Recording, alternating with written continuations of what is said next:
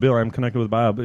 What's it going to show me? A little badge next to your little picture on my address book saying, "Hey, we're connected." Yeah, I mean, how is that helping? No, it literally parses through the emails, any emails that you get. It's pulling keywords too. I read. Yeah, and it goes ahead and it pulls in LinkedIn profiles. That's helping email. them. That's not enhancing my LinkedIn experience. But it's not about us. I'm playing devil's advocate.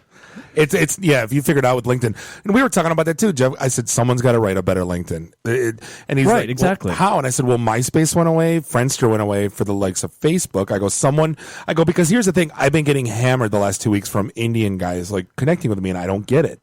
I'm getting hammered by people that want to sell to Cisco, and I'm getting a lot of Eastern European stuff, which is I've weird. not got any. I've been getting hammered with those lately.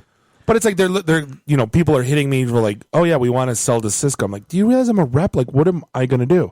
Well, they've butchered their UI to the point where their mobile interface is more attractive to use than the actual website itself. You still can't remove users to save your life. It takes removing contacts. Yeah, it takes like 7 clicks to remove a contact. Did you see the new contact layout? It's worse than it ever was. Yes, it's like the postcard look from Outlook instead of like the. You can't even change I will hand them this. They are listening to whoever is designing their mobile apps because they just released an update to their iPad app, and it's light years better than what it was even a week ago.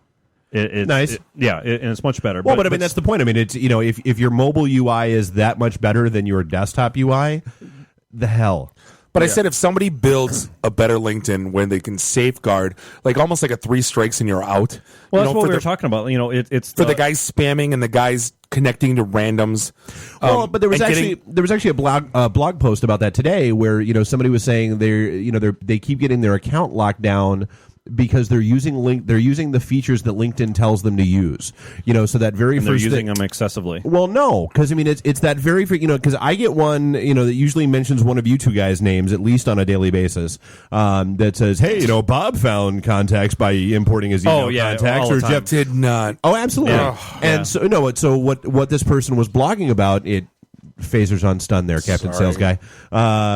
No, but I mean, it's they said so I used it, and so it automatically it goes through your Gmail or whatever your email address is, whatever, and it whatever you give access, right, and it sends out the generic blanket, hey, so and so wants to connect with you on LinkedIn. Do that. I mean, Yahoo does that. Right. All of them do that. But the problem is that if you get enough, I don't know this person, or report as you got to get spam blacklisted. connections. They have to. You do, but that's the thing. They lock your account down at that point. Right. Kind of defeats similar the whole to what purpose. Facebook does, right? No, yeah. Sending out friend requests or anything like that. Yeah, if you grant Facebook access to your address book, it'll do the same exact thing. Yeah, but if you spend too much time, let's say you create a new account on Facebook and you send too many friend requests, they lock your account down. Yep. I mean, I saw really. Is that a duration thing? Is that a time thing? Because it happened. Me with my gaming addiction and all that stuff that I had for the longest time. You're 100 different user IDs. Well, no, but I mean, even when I just had the one that became overrun and obsessed with gaming. Right. That happened to me all the time. I mean, I was because of all the the gaming groups and all that stuff. I was getting 100, 200 friend requests a day. Right. Oh, God. No matter how you lock your account on this. So that particular idea probably was wide open. I saw somebody post today on LinkedIn. It's like, I hit 4,000 connections. Yay. Oh, and speaking of which, and you know what? I wanted to send them LinkedIn is not a video game. Not a video game. So bad. I've sent that post out so many times. What? Why are people posting memes on Where? LinkedIn? I don't see any. Seriously? Oh, yeah. It's is that tipping point more and more. So it's totally jumped the shark. Yeah. I'm seeing those stupid news articles like, why doesn't Zuckerberg quit? It's like, what? Oh, yeah, the LinkedIn leaders articles. Yeah. I'm so done Well, that's with what we were those talking already. about. To replace LinkedIn, that would be a tall order because it's so ingrained now. Plaxo was before LinkedIn, right? Yeah, but the recruiting industry now is so neck deep into LinkedIn. But they were on Plaxo. There's what's the movie Coach Carter? Where he's like, you just cut our two best basketball players. Who's going to score for us? He's like, well, the next two best guys. Right. And that's really what it boils down to. Is you get rid of LinkedIn, fine. Even though the recruiting, dude, the people change in a second. You tell them Facebook's dead. We're using everyone's on Tumblr now. Gone.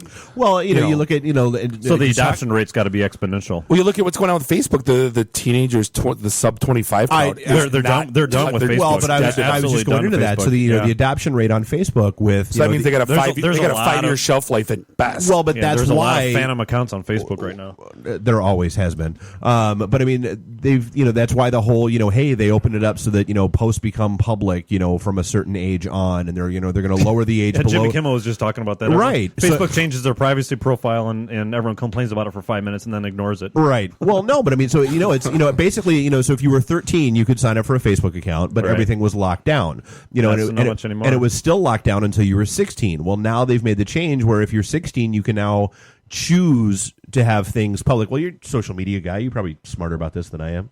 No, it's I don't think they're ready. No. That when you're you don't know how to use social media yet. You're still sort of. My daughter's not going to use social media until she's 30. But we talked about this before we came in. I mean that awkwardness between the ages of 13 and 18, and let still them be kids. Yeah, and there's just so much that comes along with the responsibility of knowing what should I publish, what shouldn't I put out there. Yep.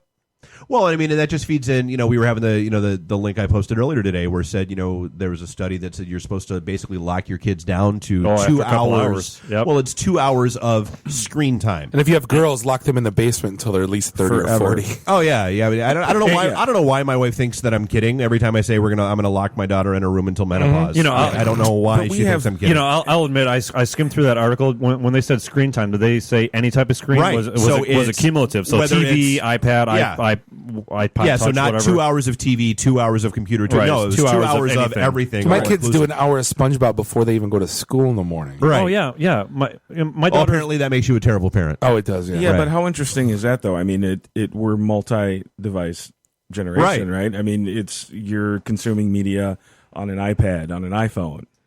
Well, but and that was part of the study, and what it was talking about was it's basically making kids more ADD. Like it's turning them into they need that constant stream of input, and the common God, we've complained about this. I can't tell you how many times. Yeah. Not only that, but it keeps them from learning how to interact with people in real life. Yeah, we were talking about that last week. Right, becomes everything is a social media is becoming antisocial. Everything is a text or a Facebook post or an Instagram or a Kick chat or this or that or the other thing, but yet you put them in a room together and. Well, nothing. Didn't SNL have a skit with Justin Timberlake and what's his name? They were doing having a real life conversation. They kept doing the hashtag. Oh yeah, hashtag. This is cool. Well, there was the South Park when the internet went down.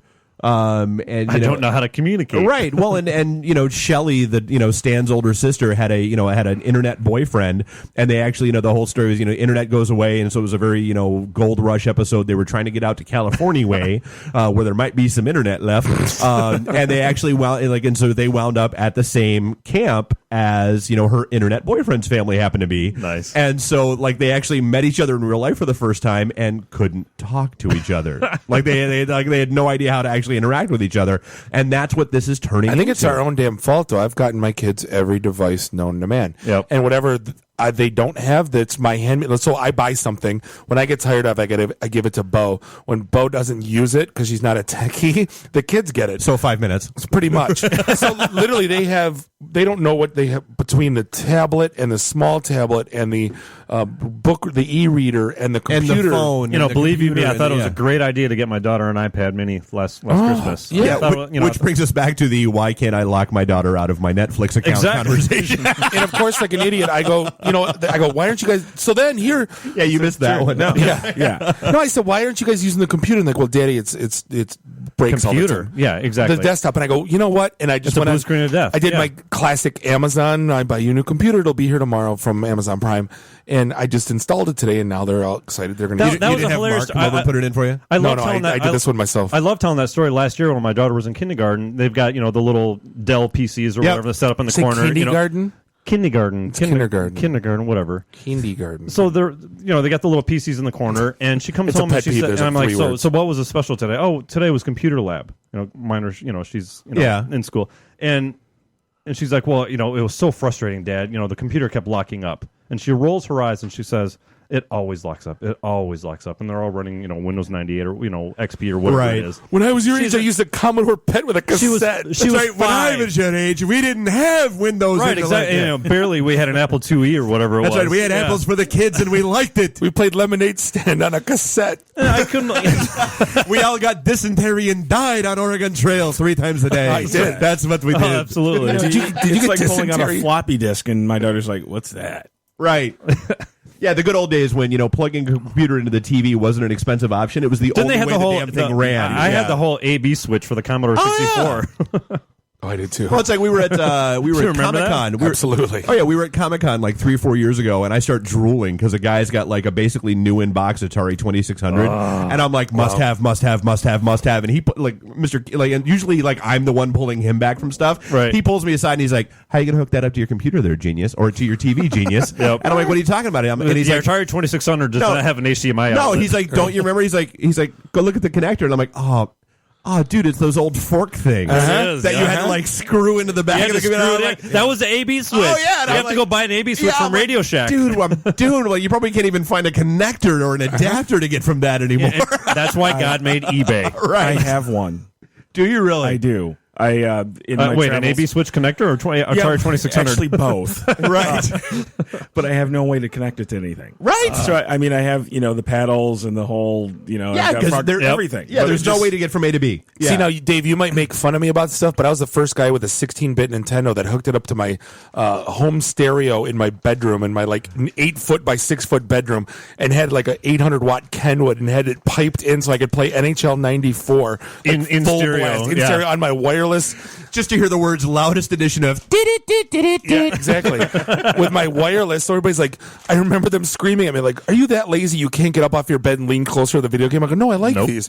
Now everyone, you know what I mean? right. Yeah, Not come saying- full circle. Are we on a break? we on a break? We yet? actually are, and We we can didn't talk about this we didn't crap get to for any of the fun We stuff got that like we wanted the to get first to. 4 lines of your cheat Right. sheet there. We still All right. can. We still can. Oh, yeah, so we're going to come back. Have we heard from Eric and Michelle? We have not yet. Are they still our girlfriends in Niagara Falls that I swear to God you that's just don't know them yet? Yep. Wait, trust us, they do exist. This is the IT and the D show. We'll be right back. Condemned to living death, to eternal hunger for living blood.